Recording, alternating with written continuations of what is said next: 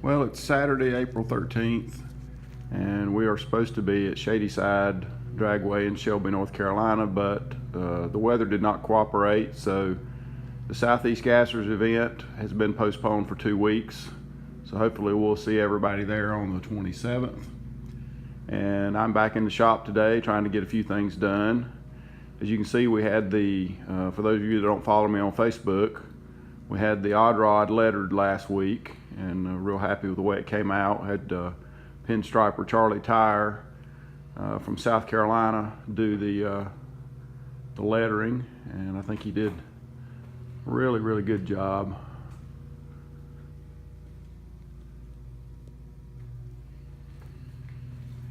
Had him do my helmet, and did our car number, and he outlined the stripes on the top, a few other little details.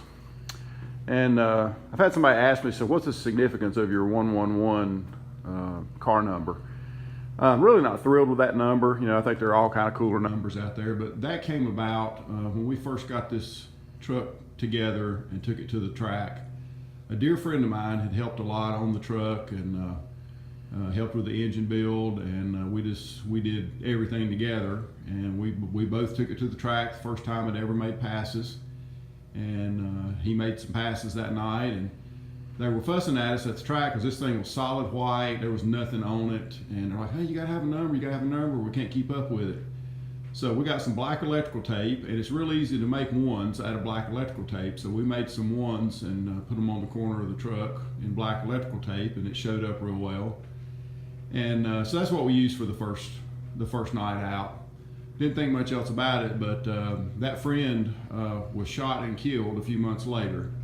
And it's been a real devastating year to lose a dear friend like that, and have a lot of memories of him in this vehicle. And so I thought, you know, we're going to keep that number just kind of as a reminder of his involvement and the times we got to spend together, and that he actually did get to make a pass in this truck before he died.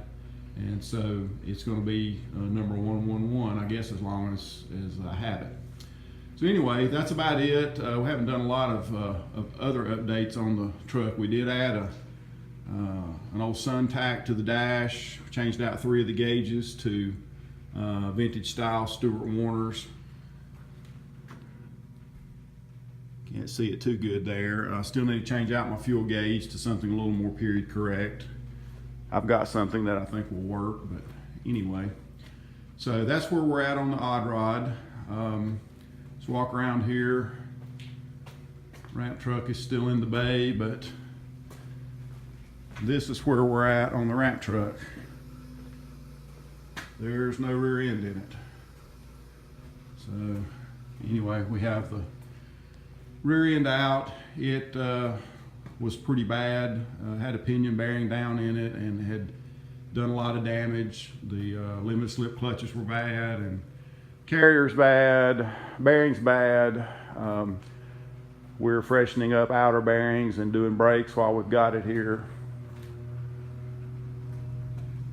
So this is my first time on a large dually rear end like this. So it's going to be fun. But anyway, we've got parts coming. Hopefully we'll have it together in about a week, get it back under the ramp truck, and move on to other things. And it'll start coming together fairly quickly because we did start it and drive it in here. So once we get the rear end back in, also got a little bit of rear drive shaft work to do to it. But hopefully we can start moving forward quickly again on it as soon as we get this rear end together. Anyway, that's the update for Saturday, April 13th, and hope to see everybody at Shadyside Dragway, April 27th for the season opener of the Southeast Gassers.